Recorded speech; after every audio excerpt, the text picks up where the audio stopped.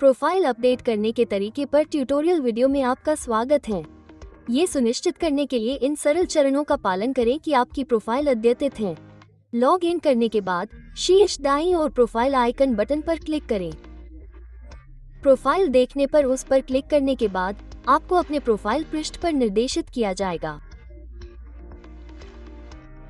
पृष्ठ के शीर्ष पर 3 बिंदु आपको अपनी कवर फोटो अपडेट करने का विकल्प प्रदान करते हैं। अपनी फाइल के लिए एक नई छवि को हटाने या अपडेट करने के लिए कवर फोटो संपादित करें चुनें। परिवर्तनों को सहेजने के लिए लागू करें पर क्लिक करें। आपकी कवर फोटो के नीचे 3 बिंदु आपको स्थानांतरण अनुरोध करने या अपनी प्रोफाइल संपादित करने की अनुमति देते हैं। स्थानांतरण अनुरोध करने के लिए स्थानांतरण अनुरोध करें पर क्लिक करें। ड्रॉप डाउन से अपना संगठन चुनें और अनुरोध सबमिट करें पर क्लिक करें। आपका अनुरोध अनुमोदन के लिए आपके मंत्रालय, विभाग, संगठन, नेता, व्यवस्थापक को भेजा जाएगा। अपनी प्रोफाइल संपादित करने के लिए प्रोफाइल संपादित करें पर क्लिक करें। कैमरा आइकन पर क्लिक करके अपनी प्रोफाइल तस्वीर अपडेट करें। फिर ड्रॉप ऑन मेनू से अपना नाम, राज्य और जिला अपडेट करें। पुष्टि करने के लिए परिवर्तन सहेजे पर क्लिक करें। आपकी प्रोफाइल के शीर्ष पर आपको अपने कर्म अंक, आपके द्वारा अर्जित प्रमाण पत्र और चर्चा केंद्र पर आपके द्वारा बनाई गई पोस्ट मिलेगी। स्क्रीन के दाईं ओर आपको नेटवर्क हब पर जुड़ने के लिए अधिकारियों के सुझाव मिलेंगे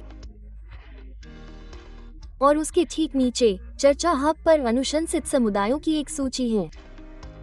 बाईं ओर कई अनुभाग हैं जो आपको अपनी प्रोफाइल को अपडेट और पूरा करने की अनुमति देते हैं। पहला अनुभाग मेरे बारे में क्षेत्र है। आप अपनी व्यावसायिक पृष्ठभूमि, अनुभव और उपलब्धियों का वर्णन करते हुए एक छोटा लेख लिखने के लिए यहाँ छोटे पेन आइकन पर क्लिक कर सकते हैं। एक बार जब आप आवश्यक विवरण जोड़ लेते हैं तो बस परिवर्तन सहेजे पर क्लिक करें। इसके बाद आप प्राथमिक विवरण अनुभाग पर आएंगे। यह आपकी प्रोफाइल का एक अनिवार्य हिस्सा है और इसमें आपके समूह और पदनाम जैसी जानकारी शामिल है। अपनी वर्तमान भूमिका या पदनाम में परिवर्तन करने के लिए पेन आइकन पर क्लिक करें। ड्रॉप ऑन मेनू से उपयुक्त विकल्प चुनें और अनुमोदन के लिए भेजे पर क्लिक करके अपडेट सबमिट करें। ये परिवर्तन तब सत्यापन के लिए आपके मंत्रालय, विभाग या संगठन के व्यवस्थापक के पास जाएंगे। एक बार प्राथमिक विवरण अपडेट हो जाने के बाद आपको एक कर्मा बैच से पुरस्कृत किया जाएगा और आपके मंत्रालय, विभाग, संगठन से मेरे सीखने की यात्रा और भूमिका आधारित क्षमता निर्माण को बढ़ाने के लिए एक व्यक्तिगत पाठ्यक्रम अनुशंसा तक पहुंच प्राप्त होगी। अब दूसरे विवरण वाले सेक्शन पर चलते हैं। यहाँ आपको अपनी कर्मचारी ID, email ID, mobile number, लिंग, जन्म तिथि, मातृभाषा, सामाजिक श्रेणी और अपने ऑफिस का पिन कोड जैसी मुख्य जानकारी दर्ज करनी होगी।